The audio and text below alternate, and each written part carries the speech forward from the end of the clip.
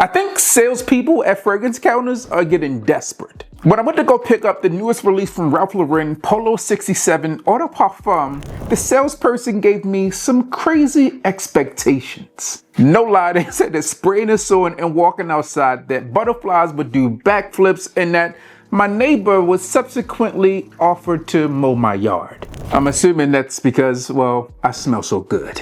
I guess with that said, that this one has main character energy written all over it, so let's see if Ralph Lauren just released the best spring fragrance for 2025. Or did I get sold a crock of Alright, now I'm super interested to try this fragrance out because I picked up the original when it came out in 2024 during my 1-star fragrance video, and that fragrance did not live up to its 1-star expectations because it was pretty good. And with that said, I'm assuming this one would be pretty good as well.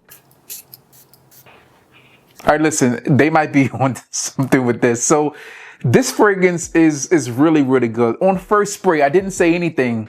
I just nodded because this scent was so good that it didn't give my brain enough time to react. My body reacted before I could actually say anything about this scent. On that first spray, this fragrance is like citrusy, it's also sweet, and it's a little bit tart and tangy all at once, and I'm not sure what it is yet, but I'm really, really digging it. Now, the original Polo 67 had this pineapple within the scent, and that fruitiness is likely coming from a play on that note. Now, this pineapple here is nothing like you would experience within a Ventus. This one's very different. Now, when I think of pineapple in fragrances, oftentimes, in my mind at least, I think of something a little bit stale, a little bit sweet smelling, but it smells like a bowl of pineapples, a little tart.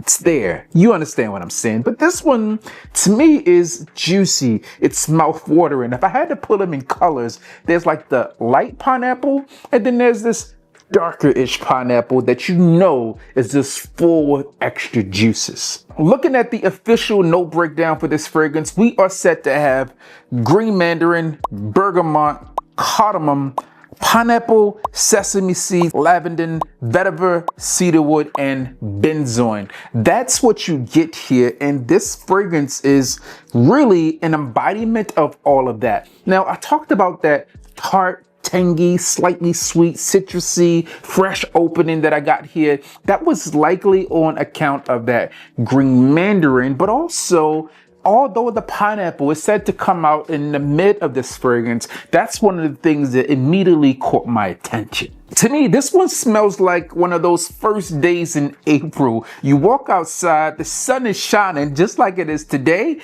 and you realize that winter is over.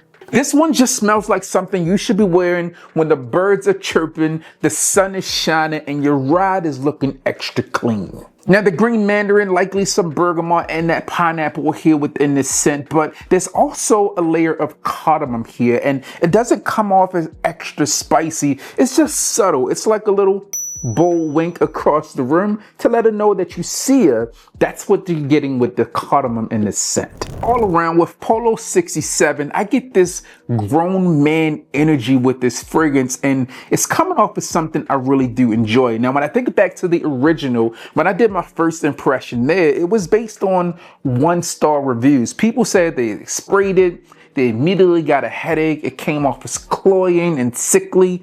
That's not what you get here. On first spray, it's amazing. It's drying down and settling down to something that's uber enjoyable, and it doesn't come off as juvenile, although I believe that this one would really work in a ton of different age groups. Again, that pineapple note within this fragrance comes off as juicy and sweet, but not candy sweet. And then that lavender and cypress add this grown man energy to this fragrance to enough where I feel like it's something you could wear to a day party dressed in your best linens. And then that cedarwood, that vetiver, and that benzoin just add this base of manliness to this fragrance. And again, it's playful enough to be worn by someone in the high school age group, but it's also serious enough to to where an executive at an office could wear this one as his daily wear. As you would typically expect, anytime that you receive a flanker fragrance, you would expect it to be almost like a fraternal twin, where they are similar but different all at the same time. Now, although this fragrance is fresh, the EDT comes off to be a bit fresher than what you would expect here. But I do feel that the Eau de Parfum version is fruitier, it's juicier, and a little bit more smooth. If I had to reference them to boxing, I would say that the EDT is Gervonta Davis throwing rounds 1 through 3, and the Eau de Parfum is him 4 through 6. In layman's terms, the EDT might be more vibrant, but the Eau de Parfum packs the necessary punch to win the match. In this case, to win the day. And speaking of winning the day, I got a serious question here. If you smell this fragrance, is this Eau de Parfum version of Polo 67 something that you would wear on a first date, specifically in the spring and the summer? Because honestly, I think it's something you could do. Now, when we talk about releases for 2025, more rooted in this springtime wear, what fragrance is better than this? Comment that down and let me know as well, because I'm very interested in seeing. Now, the sales associates, the SAs out there, they are feeling that this is one of the best spring fragrances you could buy for the year 2025, and they may not be completely wrong. I'm gonna call it exactly like it is. Polo 67 Eau de Parfum is fresh enough for daily wear. It's smooth enough for that date night environment. Plus, I think it's refined enough to get compliments from strangers. And remember, fellas, if you don't like a stranger, danger.